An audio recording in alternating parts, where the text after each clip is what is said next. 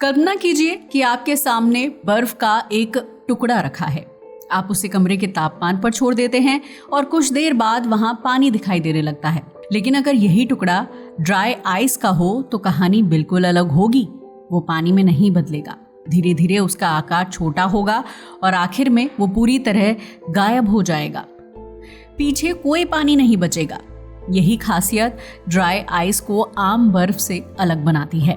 Dry ice असल में पानी से बनी बर्फ नहीं है, ये कार्बन डाइऑक्साइड यानी CO2 से बनती है। ये वही गैस है जिसे हम अपनी सांस छोड़ते समय बाहर निकालते हैं और जो वातावरण में भी रहती है। लेकिन जब इसी गैस को खास तरीके से दबाया और ठंडा किया जाता है तो ये एक ठोस पदार्थ में बदल जाती है। इसका तापमान लगभग -78.5 डिग्री सेल्सियस होता है। अब सवाल ये है कि आखिर एक साधारण गैस इतनी ठंडी और ठोस बर्फ जैसी चीज में बदलती कैसे है। इसकी शुरुआत कार्बन डाइऑक्साइड को इकट्ठा करने से होती है। दुनिया भर की कई फैक्ट्रीज में CO2 दूसरी इंडस्ट्रियल प्रोसेसेस के दौरान निकलती है।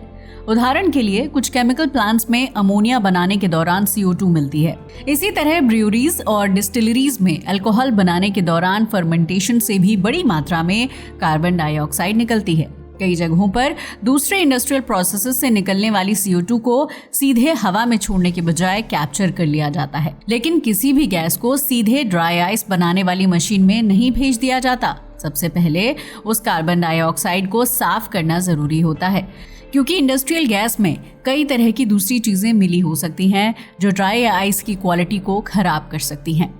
इसके लिए गैस को अलग अलग क्लीनिंग सिस्टम से गुजारा जाता है। पहले बड़े पार्टिकल्स और दूसरे सॉलिड इम्प्योरिटीज को फिल्टर्स की मदद से हटाया जाता है। इसके बाद गैस क्लीनिंग सिस्टम्स उन अनवांटेड केमिकल्स को भी निकालती है जो कार्बन डाइऑक्साइड के साथ मौजूद हो सकते हैं। जब CO2 पर्याप्त रूप से साफ हो जाती है तभी इसे अगले चरण में भेजा जाता है। अब शुरू होता है वो चरण जहां गैस को लिक्विड में बदला जाता है। कार्बन डाइऑक्साइड को बहुत ज्यादा प्रेशर में कंप्रेस किया जाता है। प्रेशर बढ़ने के साथ इसे ठंडा किया जाता है और एक खास टेम्परेचर और प्रेशर पर CO2 लिक्विड बन जाती है। ये लिक्विड देखने में पानी जैसी लग सकती है, लेकिन इसके अंदर कार्बन डाइऑक्साइड ही होती है। अब इस लिक्विड CO2 को बड़े स्टोरेज टैंक्स में रखा जाता है। ये सामान्य पानी के टैंक्स नहीं होते।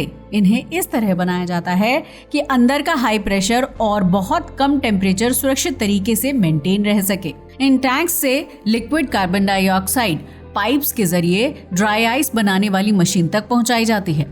यहीं से असली बदलाव शुरू होता है। जब लिक्विड CO2 को अचानक बहुत कम प्रेशर वाले चैम्बर में छोड़ा जाता है तो उसका एक हिस्सा तुरंत गैस में बदल जाता है। इस बदलाव के दौरान टेम्परेचर बहुत तेजी से गिरता है। नतीजा ये होता है कि कार्बन डाइऑक्साइड का दूसरा हिस्सा बहुत छोटे छोटे सॉलिड पार्टिकल्स में बदल जाता है। इन्हें CO2 स्नो कहा जाता है। दूर से देखने पर यह बर्फ जैसी सफेद और मुलायम पाउडर दिखाई देती है, लेकिन ये पानी की बर्फ नहीं है। ये असल में कार्बन डाइऑक्साइड के छोटे छोटे सॉलिड पार्टिकल्स हैं। अब फैक्ट्री के पास ड्राई आइस का रॉ मटेरियल तैयार है, लेकिन अभी ये वो मजबूत ब्लॉक नहीं है जिसे हम ट्रांसपोर्ट या स्टोरेज में यूज कर सकें। इस सफेद CO2 स्नो को अब एक मजबूत मशीन में भेजा जाता है। यहाँ हाइड्रोलिक प्रेस काम करती है। CO2 स्नो को एक मोल्ड के अंदर भरा जाता है और फिर उस पर बहुत ज्यादा प्रेशर लगाया जाता है। दबाव इतना ज्यादा होता है कि छोटे छोटे पार्टिकल्स आपस में मजबूती से जुड़ जाते हैं। धीरे धीरे लूज पाउडर एक डेंस और सॉलिड ड्राई आइस ब्लॉक में बदल जाती है। अब जो चीज सामने आती है वो आम बर्फ के ब्लॉक जैसी दिखाई देती है, लेकिन इसका टेम्परेचर लगभग -75.5 डिग्री सेल्सियस होता है। इसके बाद बड़े ब्लॉक्स को जरूरत के हिसाब से अलग अलग आकार में काटा जा सकता है। कुछ कस्टमर्स को बड़े ब्लॉक्स चाहिए होते हैं, जबकि कुछ इंडस्ट्रीज को छोटे पीसेस या पैलेट्स की जरूरत होती है। पैलेट्स बनाने की प्रक्रिया थोड़ी अलग होती है। CO2 स्नो को एक मशीन में डाला जाता है जिसे एक्सट्रूडर कहा जाता है। इसके अंदर छोटे छोटे होल्स होते हैं। मशीन दबाव डालकर CO2 स्नो को इन होल्स से बाहर निकालती है। बाहर आते ही ये छोटे सॉलिड सिलेंडर्स यानी पैलेट्स का रूप ले लेती है। इन पैलेट्स के आकार भी अलग अलग हो सकते हैं। बड़े पैलेट्स रेफ्रिजरेशन और ट्रांसपोर्टेशन में काम आते हैं, जबकि छोटे पैलेट्स का इस्तेमाल इंडस्ट्रियल क्लीनिंग में किया जाता है। यहाँ ड्राई आइस का एक बहुत दिलचस्प इस्तेमाल सामने आता है। कुछ फैक्ट्रीज में छोटे ड्राई आइस पैलेट्स को बहुत तेज स्पीड से किसी सरफेस पर छोड़ा जाता है। इससे मशीनों और इक्विपमेंट पर जमा डर्ट, ऑयल और दूसरी गंदगी हटाई जा सकती है। इसे ड्राई आइस ब्लास्टिंग कहा जाता है। इसकी खास बात यह है कि ड्राई आइस सरफेस पर पानी या कोई लिक्विड रेसिड्यू नहीं छोड़ती। इम्पैक्ट के बाद ड्राई आइस सीधे गैस में बदल जाती है। लेकिन ड्राई आइस की सबसे बड़ी चुनौती इसकी ताकत नहीं बल्कि इसका लगातार गायब होना है। जैसे ही ड्राई आइस को नॉर्मल एनवायरनमेंट में रखा जाता है, वो आसपास की हीट एब्जॉर्ब करने लगती है, लेकिन आम बर्फ की तरह वो पानी नहीं बनाती। वो सीधे सॉलिड से गैस में बदलती रहती है। इसी प्रोसेस को सब्लिमेशन कहा जाता है। यही वजह है कि ड्राई आइस को सामान्य खुले कंटेनर में रखना सही नहीं होता।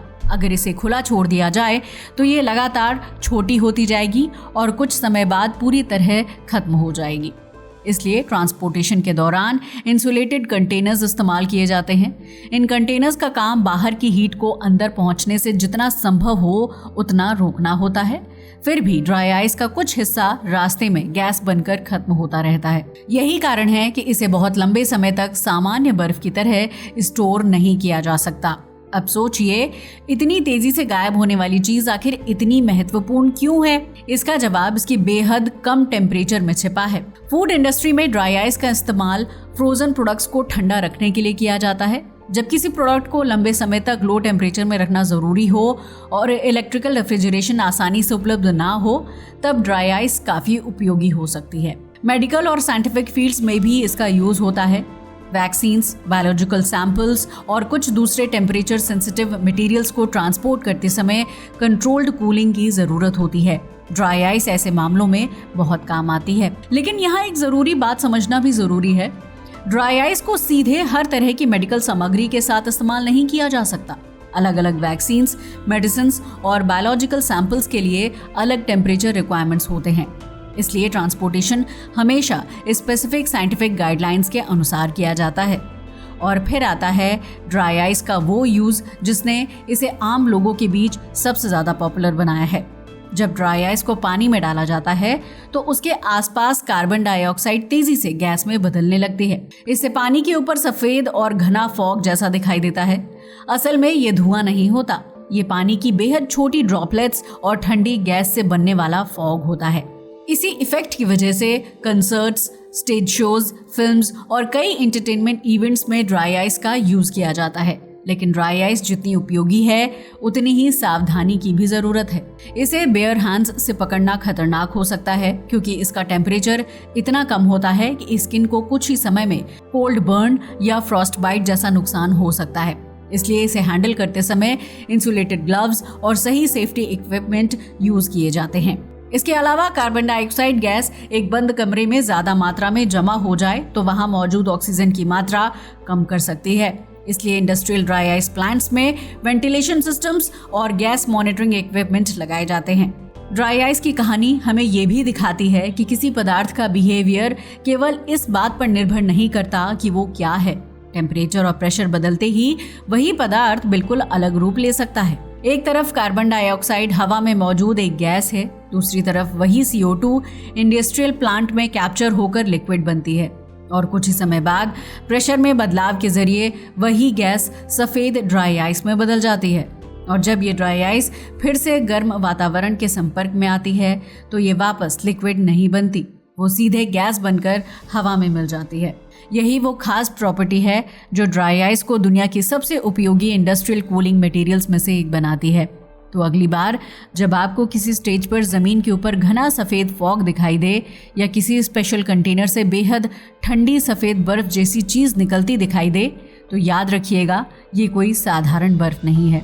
ये कार्बन डाइऑक्साइड है जिसे प्रेशर और टेम्परेचर के खेल ने एक बिल्कुल अलग रूप दे दिया है।